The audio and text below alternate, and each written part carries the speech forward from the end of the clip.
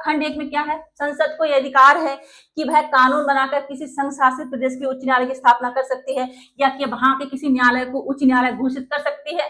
ठीक है। खंड 2 में क्या है, नए बनाए गए संघ शासित प्रदेश के उच्च न्यायालय पर, ठीक है, नए बनाए गए संघ शासित प्रदेश जो उच्च न्यायालय है, ठीक है, उस पर जो संविधान का भाग 6 जो हम बात कर रहे थे उच्च न्यायालय की, राज्यों के लिए उच्च न्यायालय थे, ठीक है, भाग 6 के अध्याय 5 जो उच्च न्यायालय से संबंधित थे, ठीक है, वो नियम इन पर भी लागू होंगे। ठीक है, जैसे कि वे आम राज्य के उच्च न्यायालय पर लागू होते हैं, इन पर भी लागू होंगे। मतलब यह है कि आर्टिकल 214 से 231 के प्रावधान संघ शासित प्रदेशों के उच्च न्यायालय पर भी लागू होंगे।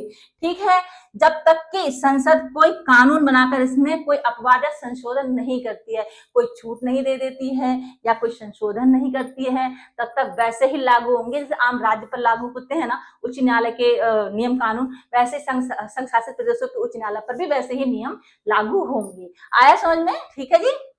अब खंड देखिए 3 में क्या है, 7वें संशोधन से ठीक पहले, 7वां संशोधन क्या है, ये पुनर्गठन, राज्य पुनर्गठन हुआ था, इससे जो संविधान मतलब जो राज्य की श्रेणियां थी ए बी सी डी, इनको समाप्त कर दिया गया था। ठीक है, ठीक है जी। तो इसमें क्या था, राज्य पुनर्गठन हुआ था, ठीक है जी, जिसमें राज्यों का पुनर्गठन हुआ था, राज्यों को भाषाई आधार पर पुनर्गठन किया गया था। 7वां संशोधन 1956 किया गया था।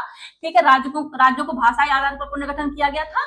ठीक है, उसकी बात यहाँ पे हो रही है। ठीक है, कई रियासतें क्षेत्रों को मिलाकर एक नए राज्य बनाए गए थे।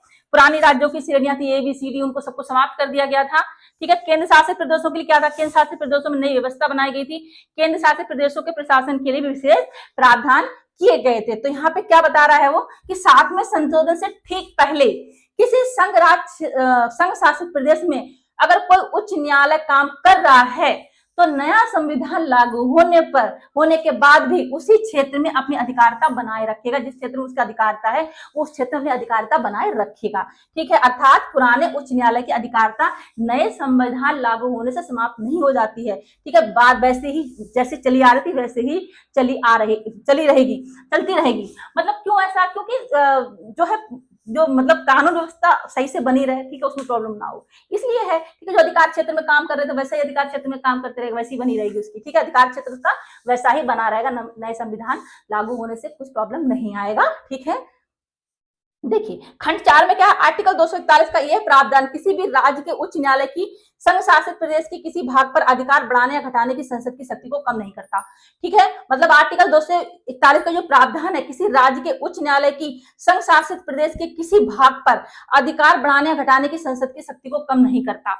मतलब जैसे हमें पढ़ा था ना, 2 या 2 से अधिक राज्यों के लिए एक उच्च न्यायालय स्थापित कर